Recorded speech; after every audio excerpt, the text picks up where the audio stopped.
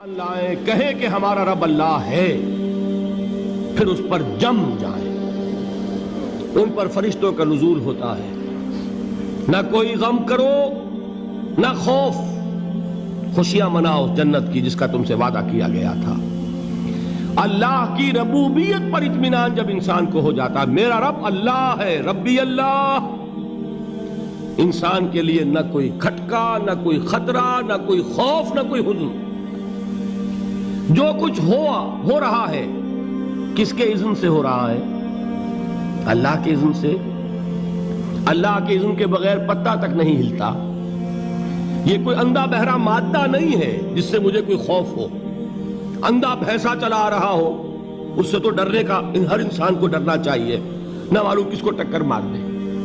لیکن نہیں، اس کائنات کو چلانے والا ایک سمیع و بصیر خدا ہے، وہ جو میرا دوست ہے، میرا ولی ہے۔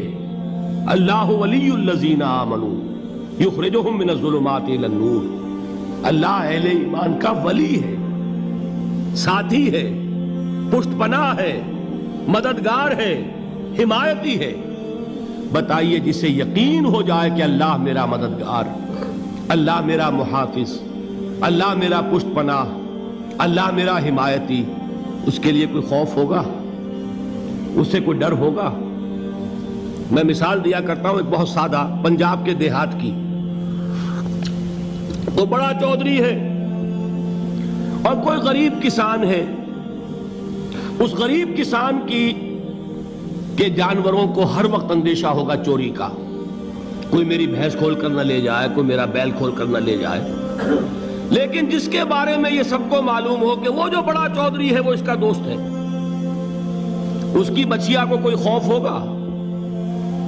اس کی بھینس پر کوئی ہاتھ ڈالے گا؟ اسے کوئی اندیشہ ہوگا؟ نہیں۔ کیوں؟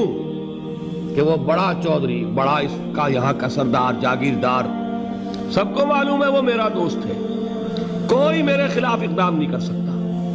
اس دنیا میں یہ چھوٹی سی بات اگر آپ کے دلی اطمینان اور سکون کا باعث بن سکتی ہے تو ذرا تصور کیجئے۔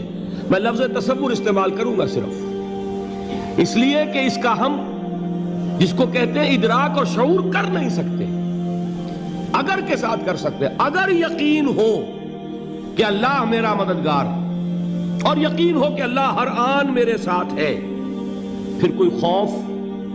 کس کا خوف؟ کوئی شے اللہ سے بالا تر ہے؟ کوئی قوت اس سے زیادہ طاقتور ہے؟ کوئی اس کے ارادے کو بدلنے والا ہے؟ کوئی اس کی مشیت کے آڑے آنے والا ہے؟ یہی بات ہے جو حضور نے فرمائی، یہ ایمان کا حاصل ہے لب لباب، کہ دیکھو اچھی طرح اس بات کو ذہن نشین کر لو۔ اگر تمام انسان مل کر تمہیں کوئی نقصان پہنچانا چاہے، نہیں پہنچا سکتے مگر جو کچھ اللہ نے لکھ دیا ہو، اور تمام انسان مل کر تمہیں کوئی نفع پہنچانا چاہے، نہیں پہنچا سکتے مگر وہ شے جو اللہ نے طے کر دی۔ آپ پھر میں کہوں گا ذرا طاری کیجئے، اسے فرض کیجئے، اسے سوچئے۔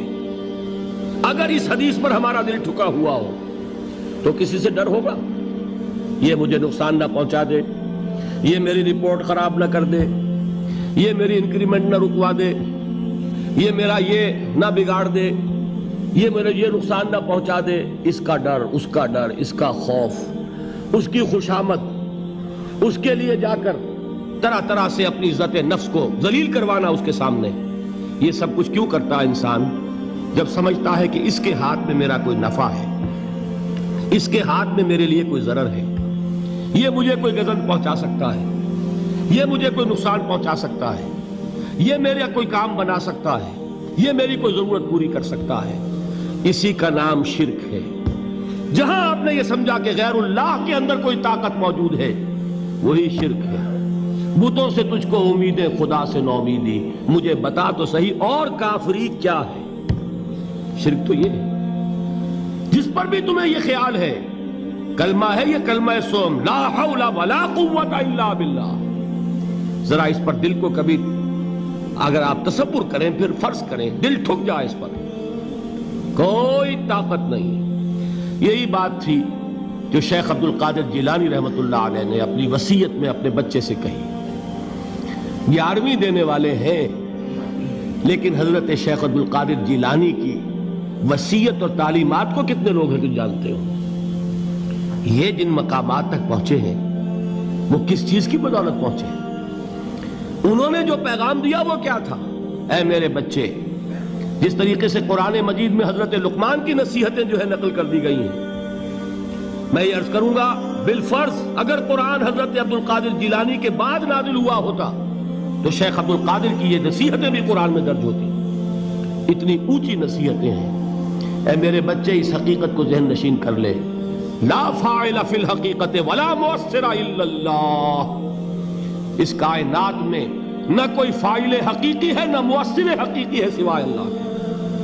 کسی شے میں کوئی تاثیر نہیں اگر اللہ نہ چاہے. آگ جلا نہیں سکتی اگر اللہ نہ چاہے. پانی ڈبو نہیں سکتا اگر اللہ نہ چاہے. زہر ہلاک نہیں کر سکتا اگر اللہ نہ چاہے. کوئی چیز فائدہ نہیں پہنچا سکتی اگر اللہ نہ چاہے.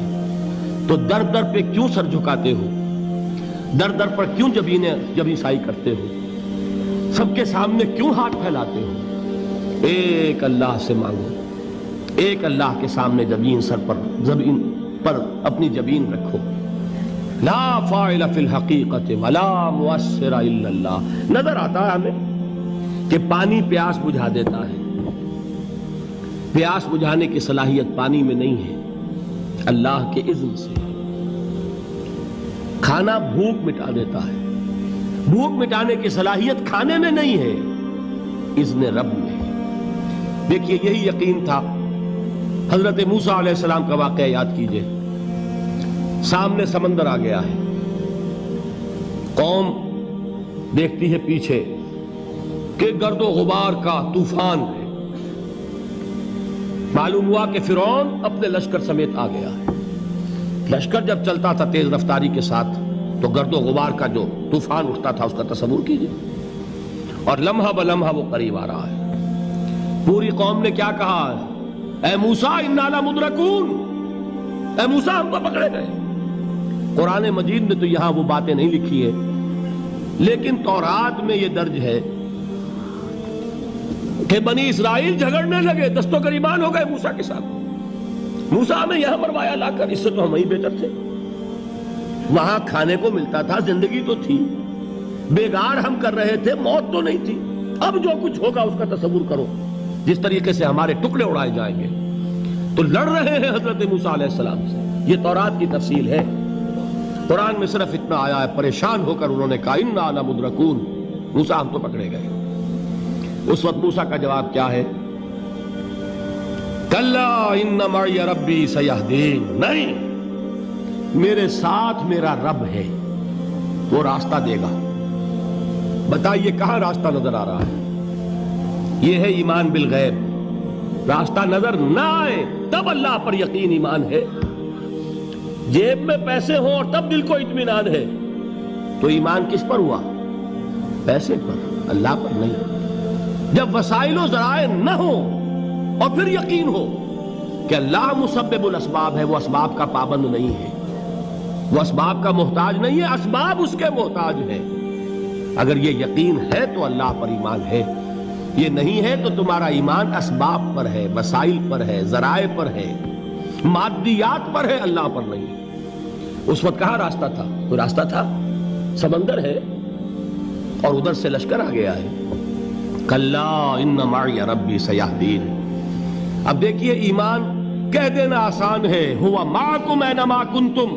جہاں کہیں بھی تم ہوتے ہو اللہ تمہارے ساتھ ہوتا ہے. لیکن اس کا یقین قائم ہو جائے تو زمین و آسمان کا فرق واقع ہو جائے.